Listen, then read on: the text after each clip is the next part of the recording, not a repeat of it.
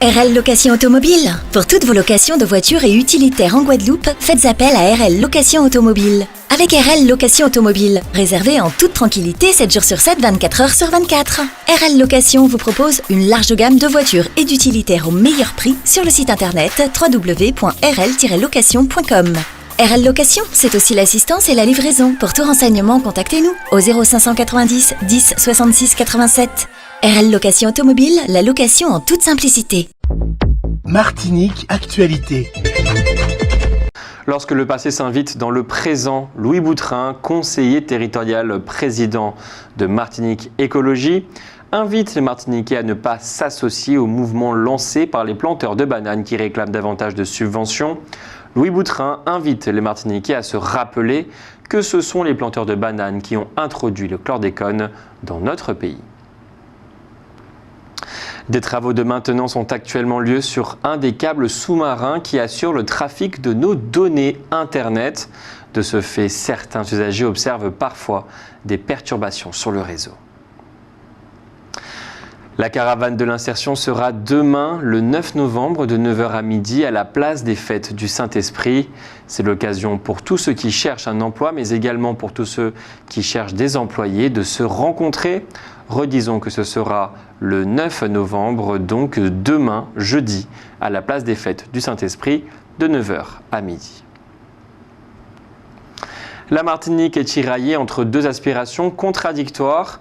D'un côté, une méfiance persistante envers l'État français, héritée du traumatisme de l'esclavage et aggravée par des tensions engendrées par de récents scandales, comme celui de la chlordécone.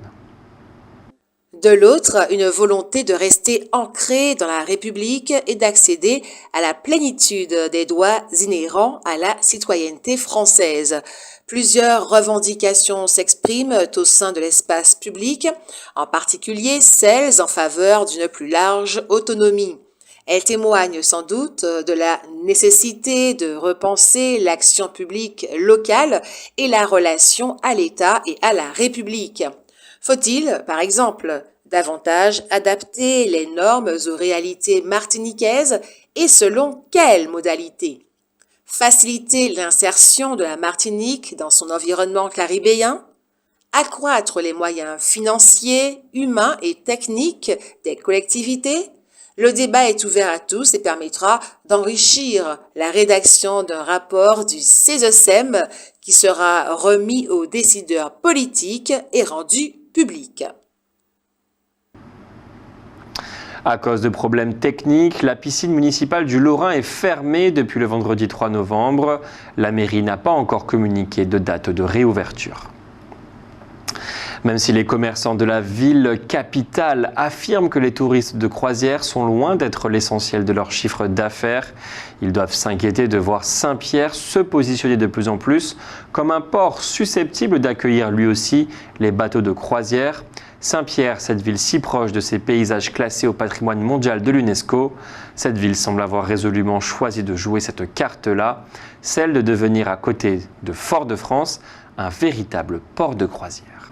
C'est demain un conseil municipal qui va se dérouler à 18h au hall des sports de Mansarde que va être élu le nouveau maire du Robert suite à la démission d'Alfred Montieu. C'est une grève qui n'a pas fait beaucoup parler d'elle. Pourtant, les salariés de la direction technique d'Orange Antilles-Guyane ont mené une grève de 3 semaines qui s'est terminée lundi. Ils ont en particulier obtenu que soit davantage prise en compte leur sécurité. La direction a également promis de faire le nécessaire pour que cesse un certain mal-être au travail. Contrairement à ce que nous avons laissé entendre par erreur dans notre édition d'hier soir, dans le bras de fer qui a opposé le président du conseil exécutif de la collectivité territoriale au président de la chambre de commerce et d'industrie de la Martinique, à propos de la gouvernance du Grand Port, c'est ce dernier qui a eu le dernier mot. L'arrivée de Serge Letchimy à la présidence du Parti progressiste martiniquais avait, on s'en souvient, provoqué le départ de Claude Lise et la création du RDM, un parti concurrent. Mais ce fut aussi le début d'une ascension qui a porté l'enfant de Trenel jusqu'à la fonction de président du conseil exécutif de la collectivité territoriale de Martinique, tout en gardant au PPM la maîtrise de la ville de Fort-de-France. C'est donc avec un bilan positif que Serge Letchimy va annoncer officiellement au congrès du PPM qui va se tenir les 24, 25 et 26 novembre prochains, qu'il n'est pas de nouveau candidat à la présidence du PPM. Il l'aura été pendant 18 ans. On notera également que le député Johnny Ajar ne souhaite pas se voir reconduit à son poste de secrétaire général du parti.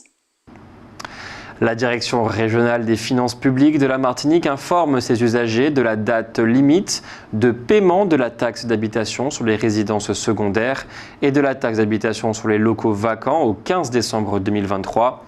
Cependant, cette date est reportée au 15 février 2024 pour les 6 communes suivantes: Fort-de-France, Casse-Pilote, Diamant, Macouba, Prêcheur et Saint-Pierre. Outremernews.fr, le site de l'actualité Outre-mer, 24 heures sur 24 et 7 jours sur 7.